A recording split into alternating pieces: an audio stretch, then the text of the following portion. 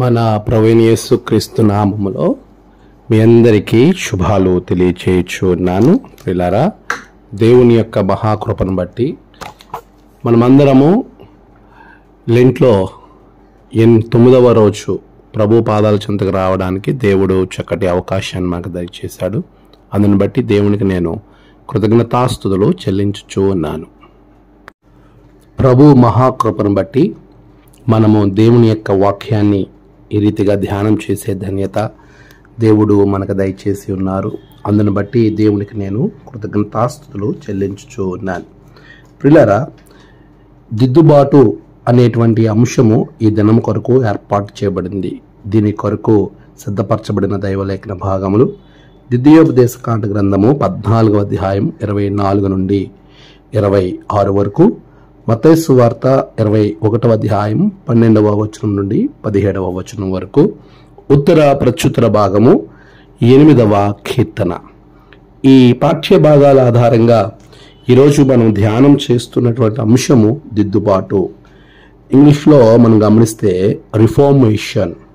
ప్రియులారా, ముందు మనము వాక్య భాగాన్ని అర్థం చేసుకోవడానికి ప్రయత్నం చేద్దాం. వాక్య భాగములో ఉన్నటువంటి మాటలను అర్థం చేసుకుందాం. ఈ వాక్య భాగము అంశము ఏమైనదో దానిని ధ్యానం చేద్దాం.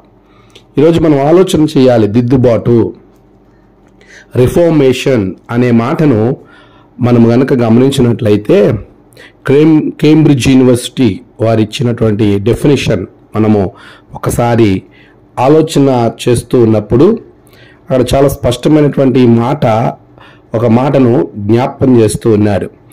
The act of making and improvement especially by changing A persons behaviour అనే మాట అనే అర్థాన్ని మనకి కనబడుతూ ఉంది. ఇక్కడ ప్రియులారా, దిద్దుబాటు మనము మరి ముఖ్యంగా లూథరన్ సంఘాలలో దిద్దుబాటు దినము అనేది మనము జరిగించుకుంటాం. అక్టోబర్ 31న రిఫార్మేషన్ డే అనేది మనం జరుపుకుంటాం. ఈ దిద్దుబాటుని, సంస్కరణ అనే దానిని మన లోపల మన బయట రెండు చోట్ల కూడా జరగాలి. అప్పుడే సంస్కరణకు తగినటువంటి ప్రతిఫలము మనము అనుభవించగలుగుతాం. లోపల జరిగిన బయటది చూపించలేకపోయినా, బయట సంస్కరింపబడిన మన హృదయంలో జరగకపోయినా అది సరి అయినటువంటి ఫలితాలను మనకి ఇవ్వదు అనే విషయాన్ని మనమందరము జ్ఞప్తి పెట్టుకోవాలి. ప్రియులారా, ఈ సంస్కరణ జరగడం వలన, దిద్దుబాటు నీ హృదయానికి జరగడం వలన, విశేషంగా ప్రారంభంలో మన హృదయాన్ని దిద్దుకోవడం వలన కలిగే ఆశీర్వాదాలు ఏంటి అని మనం చూసినట్లయితే యెహెజ్కేలు గ్రంథము 18వ అధ్యాయము 23వ వచనాన్ని చదివినట్లయితే చాలా స్పష్టమైనటువంటి ఆశీర్వాదం. దుష్టులు మరణము నొందుట చేత నాకేమాత్రమైన సంతోషము కలుగునా, వారు తమ ప్రవర్తనను దిద్దుకొని బ్రతుకుటయే నాకు సంతోషము. ఇదే ప్రభువగు యెహోవా వాక్కు. గమనించండి, నీవు నీ దుష్ట ప్రవర్తనను మార్చుకోవడం వలన దేవుడు సంతోషిస్తాడు. ఇది ఎంత గొప్ప ఆశీర్వాదం! నీ వలన ప్రభువు సంతోషించేటువంటి దీవెన నీకు కలిగినప్పుడు, నీ వలన సంతోషము దేవునికి కలిగేటువంటి ఆ గొప్ప భాగ్యము ఆశీర్వాదకరంగా ప్రభువు నీకు ఇస్తూ ఉన్నాడు. మనం దేవుని సంతోషింపజేసేటువంటి గొప్ప భాగ్యము నీ హృదయం దిద్దుకోవడం వలన కలుగుతుంది అనే విషయానికి నేను జ్ఞాపకం చేస్తూ ఉన్నాను. పిల్లరా, రెండవ ఆశీర్వాదము కీర్తన 50వ కీర్తన 17వ వచనాన్ని 23వ వచనాన్ని, ఈ రెండు వచనాల్ని మనం ఒకసారి చూసినట్లయితే, దిద్దుబాటు నీకు అసహ్యము గదా, నీవు నా మాటలను నీ వెనకకు త్రోసివేసెదవు.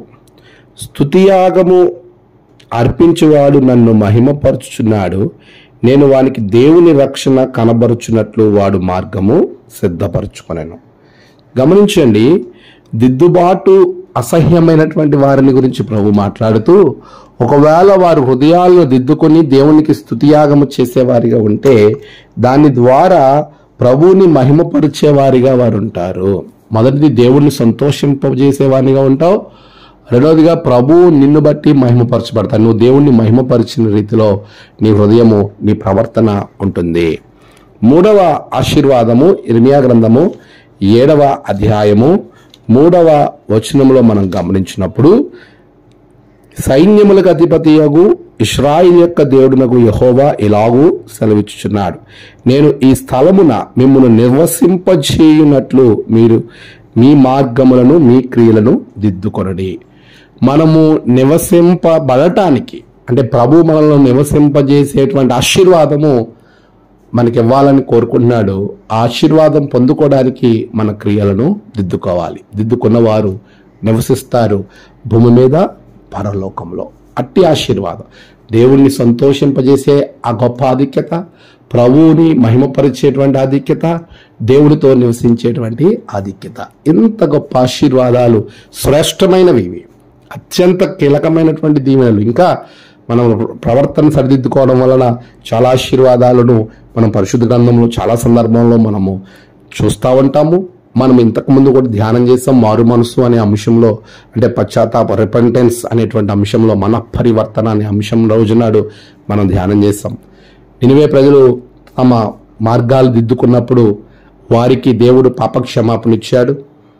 ఎవరైతే మార్గం దిద్దుకోకుండా వారు ఆ హృదయ కాఠిన్యంతో ఉన్నారో అలాంటి వారు నోవాహు దినములలో జలప్రలయంలో వారు శిక్ష అనుభవించారు.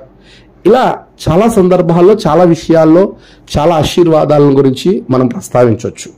అయితే విశేషంగా ఈ 3 దీవెనలు ప్రభువుని మెప్పింపచేసేటువంటి దీవెనలు. నువ్వు దేవుణ్ణి సంతోషపరచగలవు, దేవుణ్ణి మహిమపరచగలవు, దేవునితో జీవించగలవు. ఇలాంటి శ్రేష్టమైన దీవెనలు నీ హృదయము సరిదిద్దుకోవడం వల్ల, దిద్దుబాటు కలిగి నువ్వు ముందుకు వెళ్ళడం వల్ల, నిన్ను నీవు రిఫార్మ్ చేసుకోవడం వలన నీ జీవితంలో కలుగుతాయి. ఇలాంటి ఆశీర్వాదాలను మనం పొందుకోవాలంటే ఏ ఏ విషయాలలో మనము రిఫార్మ్ చేయబడాలి? దిద్దుబాటు అంటే ఏంటో చూసాం. దిద్దుబాటు వలన వచ్చే అత్యధికమైన శ్రేష్టమైన దీవెనలు చూసాం. ఇప్పుడు దిద్దుబాటు ఏ ఏ విషయాలలో ఉండాలి అనే దాన్ని 3 విషయాలు మీకు నేను జ్ఞాపకం చేస్తాను. మొదటిది దిద్దుబాటు దేవునికి అర్పించు కానుకల విషయంలో ఉండాలి. సరిదిద్దుకోవాలి మనం. ఇందులో మనము కొంచెం మెచ్యూర్డ్గా కూడా ఆలోచన చేయాల్సిన అవసరం ఉంది. చాలామంది సేవకులు కానుకల గురించి చెప్పలేరు. కొన్ని సందర్భాల్లో కానుకల గురించి చెప్పేటప్పుడు వారి మీద వ్యతిరేకత కూడా వచ్చేటువంటి పరిస్థితి ఏర్పడుతుంది. ప్రియులారా, మీరు ఎలా ఆలోచించినా సేవకుడు మీ క్షేమాన్ని కోరే ఈ విషయాలు తెలియజేస్తాడు. ఈ సొంత మాటలేమీ కాదు. పరిశుద్ధ గ్రంథంలో కూడా మనం ఆలోచన చేస్తా ఉన్నప్పుడు ఈరోజు పాఠ్యభాగాలు ద్వితీయోపదేశ కాండము 14వ అధ్యాయము 24 నుండి 26 వచనాలు కనుక మీరు చదివినట్లయితే ఆ పాఠ్యభాగములో ప్రభువు ఈ విధంగా తెలియజేస్తున్నాడు. యెహోవా తన నామమునకు నివాస స్థానముగా ఏర్పరచుకున్న స్థలము మిక్కిలి దూరముగా ఉన్నందున నీవు వాటిని మోయలేని ఎడల నీ దేవుడైన యెహోవా నిన్ను ఆశీర్వదించినప్పుడు వాటిని వెండికి మార్చి ఆ వెండిని చేతపట్టుకుని నీ దేవుడైన యెహోవా ఏర్పరచుకున్న స్థలమునకు వెళ్ళి నీవు కోరు దేనినైనను ఎద్దులకేమి, గొర్రెలకేమి, ద్రాక్షారసమునకేమి, మద్యమునకేమి నీవు కోరు దానికి ఆ వెండినిచ్చి అక్కడ నీ దేవుడైన యెహోవా సన్నిధిని భోజనము చేసి నీవును నీ ఇంటివారును నీ ఇంట నుండి లేవీలను సంతోషింపవలెను. చాలా క్లియర్గా స్పష్టంగా ప్రభు ఈ భాగమంతా మీరు 22వ వచనం నుండి కూడా మీరు చదివినట్లయితే ఆయన అంటాడు, ప్రతి సంవత్సరమున నీ విత్తనముల పంటలో 10వ భాగము అవశ్యముగా వేరుపరచవలెను. 23వ వచనం, నీ దినములన్నిటిలో నీ దేవుడైన యెహోవాకు నీవు భయపడి నేర్చుకున్నట్లు నీ దేవుడైన యెహోవా తన నామమునకు నివాస స్థానముగా ఏర్పరచుకున్న స్థలమున ఆయన సన్నిధిని నీ పంటలో గాని, నీ ద్రాక్షారసములో గాని, నీ నూనెలో గాని 10వ వంతును, నీ పశువులలో గాని, గొర్రె మేకలలో గాని తొలిచూలు వాటిని నువ్వేం చేయాలంటే తినవలెను.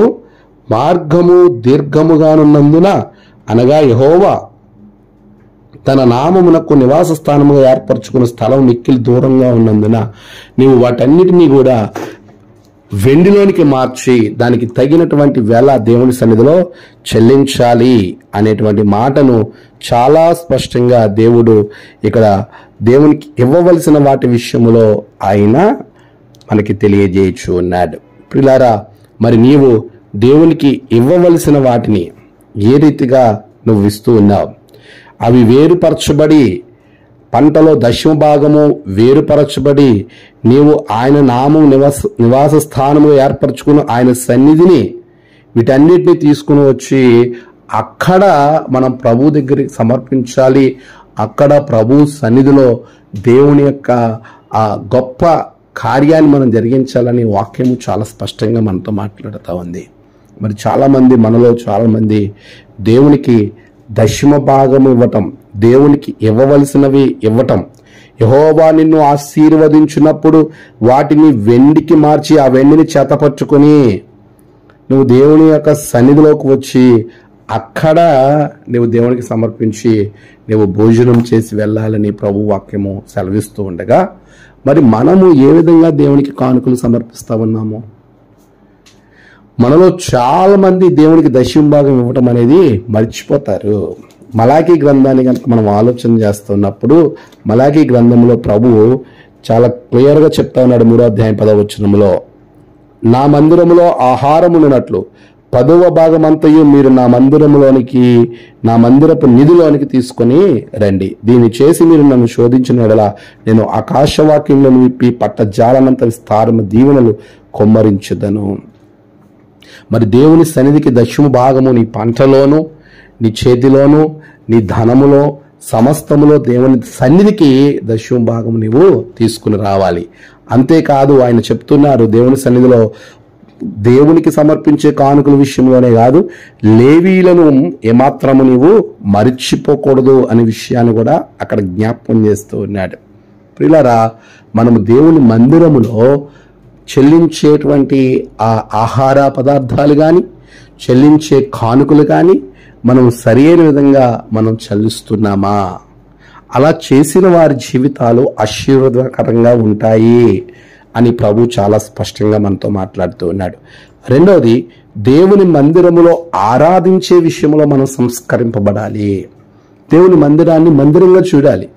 సువార్త పాఠ్యభాగము మత్తయి సువార్త 21వ అధ్యాయము 12 నుండి 17 వచనాలు గనక మనం గమనించినప్పుడు ప్రభు అక్కడ చాలా స్పష్టంగా చెప్తున్నాడు, మీరు నా దేవుని మందిరాన్ని దొంగల గుహగా చేశారు. 12వ వచనంలో, యేసు దేవాలయంలో ప్రవేశించి క్రయ విక్రయములు చేయువారందరినీ వెళ్ళగొట్టి రోకలు మార్చువారి బలలను గువ్వలము వారి పీఠములను పడద్రోసి, ఇక్కడ చూసారా, నా దేవుని మందిరాన్ని మీరు దొంగల గుహగా చేశారు.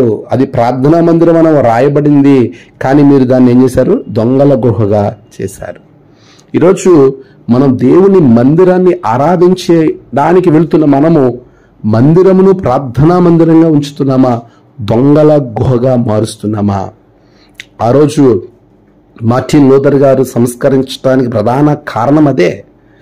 ఆయన యవన కాలంలో ఆయన ప్రయాణం చేస్తూ ఉన్నప్పుడు ఒక భయంకరమైన తుఫాను ఆయనను ఎదుర్కొంటుంది. అలాంటి పరిస్థితుల్లో దేవునికి సమర్పించుకుంటాడు, ఈ తుఫాను ప్రమాదం నుండి నన్ను తప్పిస్తే నీ పరిచర్యలోనికి వస్తాను అని. దేవుడు ఆ భయంకరమైన తుఫాన్ నుండి తప్పించిన తర్వాత డాక్టర్ మార్టిన్ లూథర్ దేవుని పరిచర్యలో ఆయన తన్ను తాను సమర్పించుకుని సన్యాసిగా మారుతాడు.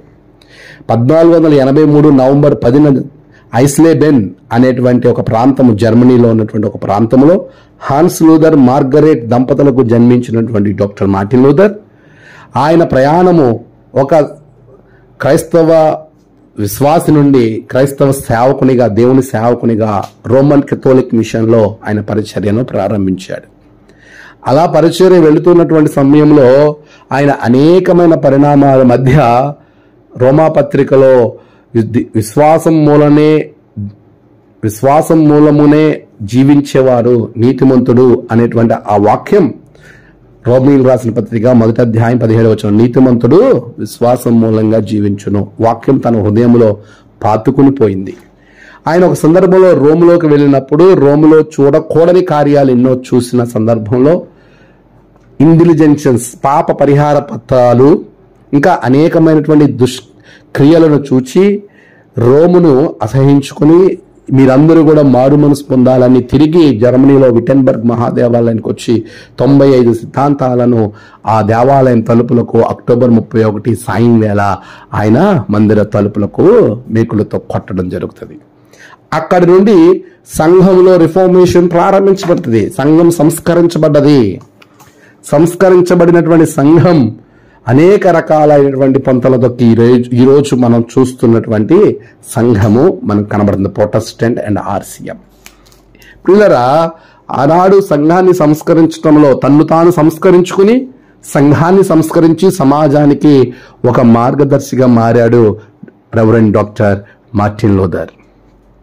పిల్లరా, మరి ఈరోజు నీవు సంఘములో దేవునికి ఇష్టమైన రీతిలో దేవుణ్ణి ఆరాధిస్తున్న వాళ్ళైతే దాన్ని దొంగల గుహగా నీ ప్రవర్తన వల్ల మారుతుందా? ఒకసారి ఆలోచన చేయి. మన మట్టుకు మనము, ఎవరి మట్టుకు వారము, నా వలన సంఘానికి కీడు రాకూడదు, నా వలన సంఘము క్షేమంగా ఉండాలి తప్ప క్షామము సంఘానికి రాకూడదు అని ఎవరికి వారి తమ హృదయాలను సంస్కరించుకోవాల్సిన అవసరత పరిస్థితి ఇప్పుడు ఏర్పడింది అనే విషయాన్ని మీకు నేను జ్ఞాపకం చేస్తూ ఉన్నాను. మూడవదిగా, చివరిగా, మొదటిది కానుకలు సమర్పించే విషయంలో మనం సంస్కరించుకోవాలి, దిద్దుకోవాలి. ఆరాధన జరిగించే విషయంలో దిద్దుకోవాలి. మూడవది, మన ప్రవర్తన విషయంలో కూడా దిద్దుకోవాలి. కీర్తన 50:17 కీర్తన 50:17 అంటాడు, నీకు దిద్దుబాటు అసహ్యమే కదా అనే మాటను ప్రభు పలుకుతూ ఉన్నాడు. దిద్దుబాటు నీకు అసహ్యము కదా, నీవు నా మాటలను నీ వెనుకకు త్రోసివేసిదవు అని చెబుతూ ఎన్ని విషయాలు చెప్తున్నారు చూడండి. నీవు దొంగను చూచినప్పుడు వానితో ఏకీభవిస్తావు, అంటే దొంగతనం చేస్తావు. వ్యభిచారులతో నీవు సాంగత్యం చేస్తావు, అంటే వ్యభిచారం కూడా చేస్తావు. కీడు చేయవలని నీ నోరు తెరచావు, నీ నాలుక కల్పటము కల్పించున్నది, కల్పన మాటలు మాట్లాడతావు. నీవు కూర్చుండి నీ సహోదరుని మీద కొండాలు చెప్తావు, నీ తల్లి కుమారుని మీద అపనందలు వేస్తావు.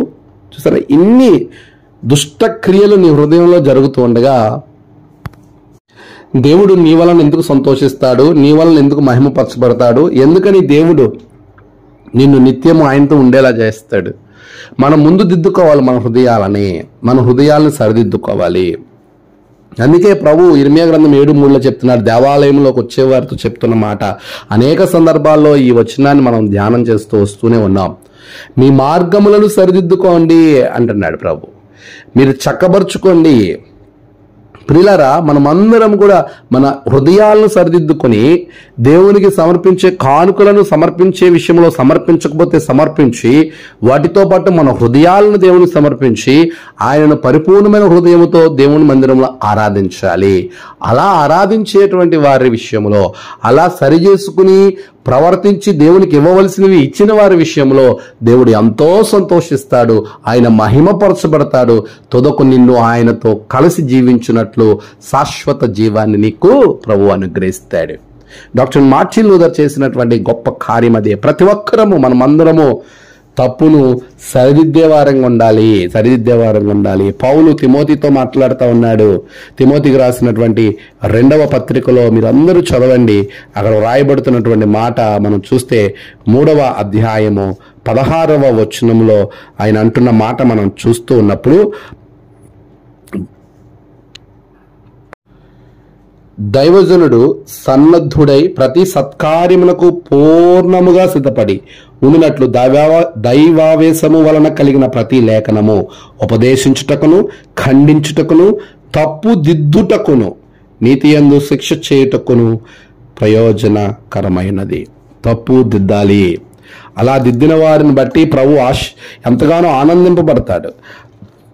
ఆయన ఎంతో ఆనందిస్తాడు అనే విషయాన్ని మీకు నేను జ్ఞాపకం చేస్తున్న. పౌలు కూడా చాలా స్పష్టంగా ప్రతి ఒక్కరికి తెలియజేస్తున్నాడు. ఎఫెసీయులకు రాసిన పత్రిక 5వ అధ్యాయము మీరు 15, 16, 17, 18 వచనాలు గనక 19వ వచనం వరకు గనక మీరు చదవగలిగితే అక్కడ పౌలు చాలా స్పష్టంగా మాట్లాడుతూ, దినములు చెడ్డవి గనక మీరు సమయమును పోనీక సద్వినియోగం చేసుకొనొచ్చు అని మాట్లాడుతూ ఆయన అంటున్నాడు, ఒకరినొకడు కీర్తనలతోనూ సంగీతములతోనూ ఆత్మ సంబంధమైన పాటలతోనూ హెచ్చరించుచు, చూసారా, హెచ్చరించుచు మీ హృదయములలో ప్రభువును గూర్చి పాడుచు కీర్తించుచు క్రీస్తునందలి భయముతో ఒకరినొకడు లోబడి ఉండుడి. ఆ 15 నుంచి 21 వచనాల భాగంలో ఈ మాటలు రాయబడ్డది.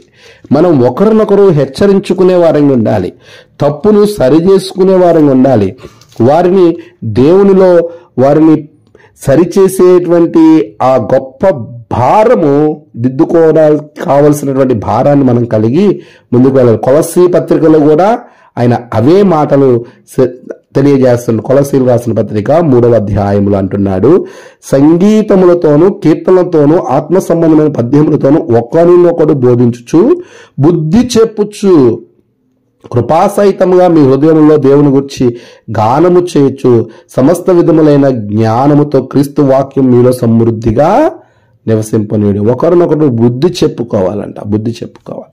ప్రియులారా, మరి ఆ విధముగా మనం జీవించినప్పుడు దేవుడు మనల్ని బట్టి ఎంతో సంతోషిస్తాడు. మరి అలా జీవించటానికి నువ్వు ఇష్టపడుతున్నావా? నీవు దేవుని కానుకలు సమర్పించే విషయంలో ఒకవేళ దశమ భాగములు ఇవ్వలేకపోతున్నావేమో సరిదిద్దుకో. దేవుణ్ణి ఆరాధించే విషయంలో దేవునికి వ్యతిరేకంగా వెళ్తున్నావేమో సరిదిద్దుకో. నీ ప్రవర్తన దేవునికి వ్యతిరేకంగా ఉందేమో సరిదిద్దుకో. అలా సరిదిద్దుకొని అనేకులను క్రీస్తులోనికి సరిదిద్దుతూ మనము మన యొక్క కుటుంబము, మన ద్వారా అనేక కుటుంబాలు మనల్ని బట్టి క్రీస్తు సంతోషించేలాగా, మనల్ని బట్టి క్రీస్తు మహిమపరచబడేలాగా, మనము తద్వారా దేవునితో నివసింపబడినట్లు గొప్ప ఆశీర్వాదం మేలు ప్రభువు ఈ గొప్ప లక్షణం ద్వారా, దిద్దుకునేటువంటి లక్షణం ద్వారా మీకు క్రీస్తు శిలువ రక్తధారలలో అనుగ్రహించాలని ప్రార్థిస్తున్నాను. మనం దిద్దుకోలేకపోతున్నాము అంటే ప్రభు సన్నిధిలో ఆయన ఎద్దుకొద్దాం, ఆయనకు సమర్పించుకుందాం, ఆయన శిలువను చూద్దాం. ప్రభు మనలను ఖచ్చితంగా అటువంటి క్షమాగుణము మనకు అనుగ్రహిస్తాడు, అటువంటి హృదయంతో మనల్ని నింపుతాడు. అట్టి కృప దేవుడు మీకు అనుగ్రహించి నడిపించును గాక. ఆమేన్. ప్రార్థన. సర్వశక్తిమంతుడా గొప్ప దేవానికి వందనాలు. దిద్దుబాటు అసహ్యం చేసుకోకుండా కానుకలు చెల్లించే విషయంలో, నీకు సమర్పించే విషయంలో ప్రభువా, మా హృదయాలను సమర్పించే విషయంలో, ధనమును సమర్పించే విషయంలో, నిన్ను దేవాలయంలో ఆరాధించే విషయంలో, మా హృదయములో నీకు వ్యతిరేకమైనవి తీసేసే విషయంలో మమ్మల్ని మేము సరిచేసుకుని నీ సిలువను చేరే ధన్యత భాగ్యం మాకు దయచేయండి. మీ బిడ్డలను బహుగా దీవించండి. యేసు నామమున ప్రార్థించి వేడుకుంటున్నాం తండ్రి. ఆమేన్. తండ్రి, కుమార, పరిశుద్ధాత్మ త్రియేక దేవుని దీవెన మీకు తోడై ఉండి నడిపించును గాక. ఆమేన్.